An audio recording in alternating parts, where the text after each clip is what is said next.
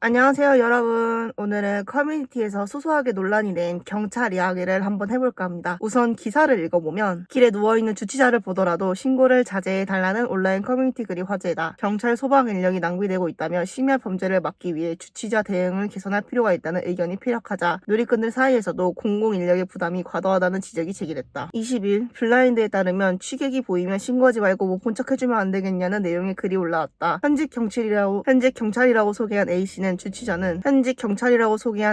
주치자는 공동 대응 대상이라 소방 경찰이 모두 출동해야 한다며 이 신고로 소중한 생명을 살릴 수 있는 119 인력과 범죄자를 제압할 수 있는 112 인력이 다른 긴급 현장에 출동할 수 없는 일이 발생하지 않았으면 좋겠다고 말했다. 이어 한국은 생각보다 심야의 범죄가 잦고 근래 범죄와 신고 범위가 넓어졌다라며 주치자를 쳐다보며 깰 때까지 기다리던 중 가정폭력, 성폭력, 알 수 없는 비명 등 신고가 접수되면 내 동료를 도울 수 없는 상황을 속이 상한다고 덧붙였다. 또 이런 배경은 119도 다르지 않을 것이라며 주치자는 이제 그냥 못 본 척 해달라고 말했다. 이런 내용인데요. 다들 보면은 이제 주치자에 대한 안 좋은 인식 때문에 경찰 편을 많이 드는 것처럼 보이는데 핵심은 자기 일인데 하기 싫어하는 게 문제라고 저는 개인적으로 생각을 합니다. 왜 그러냐? 경찰이 제일 먼저 해야 되는 의무가 뭐예요? 시민의 안전을 먼저 지키는 거죠. 물론 주치자 때문에 정말 급한 신고를 놓칠 수 있는 마음도 알아. 근데 비율로 따져봤을 때 어떤 신고 건수가 더 많나요? 그리고 그렇게 취객 신고를 하지 말아달라라고 이제 글을 쓸 정도면은 그냥 경찰을 안 하는 게 맞지 않나 싶네요.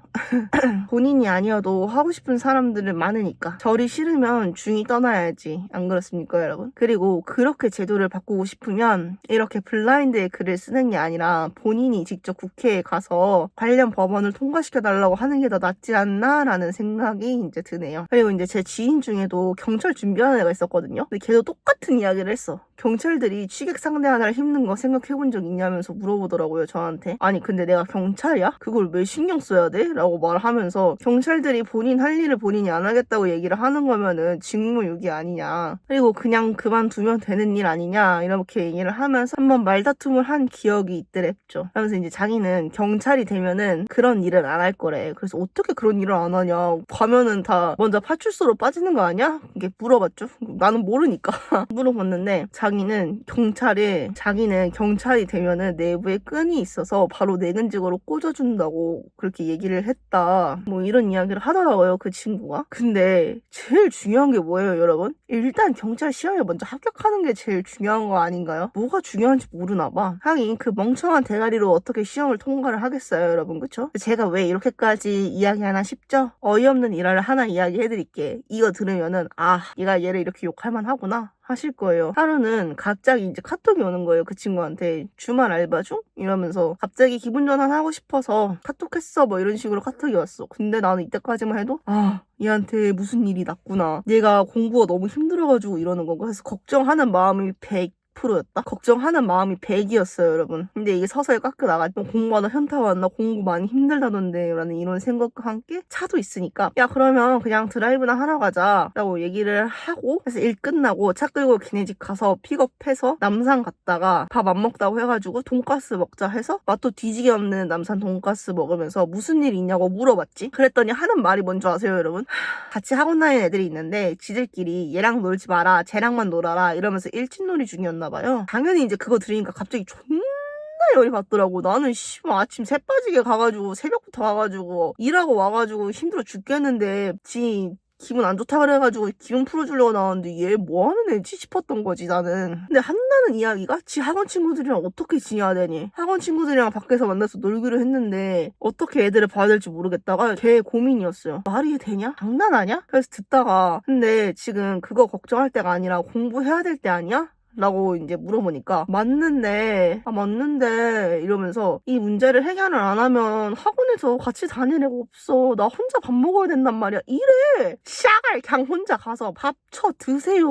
뭔 친구 타령이야. 어이없잖아요, 여러분. 그러면서 자기들끼리 이제 스터디를 하는데 뭐 남자가 몇 명이고 얘가 얘를 어떻게 꼬시니 얘가 꼬리가 몇 개니 남자를 어떻게 꼬시니 뭐 둘이 화장실 가서 뭐 어쩌니 저쩌니 뭐 이런 얘기를 다 해.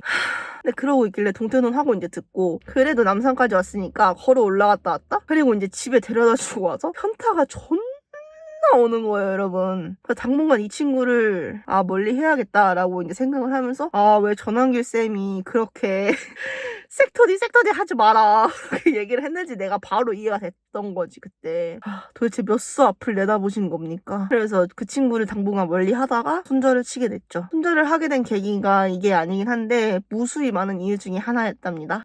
웃기죠? 저러면서 이제 손절 칠 때 전설의 명대사가 하나 나오거든요, 여러분. 뭐뭐뭐 블라블라블라블라 막 이렇게 막 장문의 편지로 막 써가지고 막 이렇게 하는 중에 그날 내가 고급 단어, 고급 어휘를 쓴 것도 아닌데 문해력이랑 이해력이 딸리는 너의 모습을 보고 내가 많이 부끄럽더라. 이런 얘기를 하는 거예요. 그래서 이제 그걸 듣고 어떻게 가만히 있어요, 여러분? 그래서 제가 걔한테 남자한테 차여서 나한테 난리치는 거면은 그냥 조용히 하고 공부나 하라고 했지. 찢었죠? 그리고 지금도 이제 계속 근황을 듣다 보니까 아직도 그러고 있는 것 같은데 그렇게 정신을 못 차리고 있는 거면은 그냥 때려치렴. 너 같은 게 경찰 되면은 도망치는 역용밖에 더 되겠니? 무섭다, 얘. 그러니까 뉴스에 나오지 말고 그냥 얌전히 평생 그렇게 살렴. 그럼 다음 영상에서 만나요. 안녕.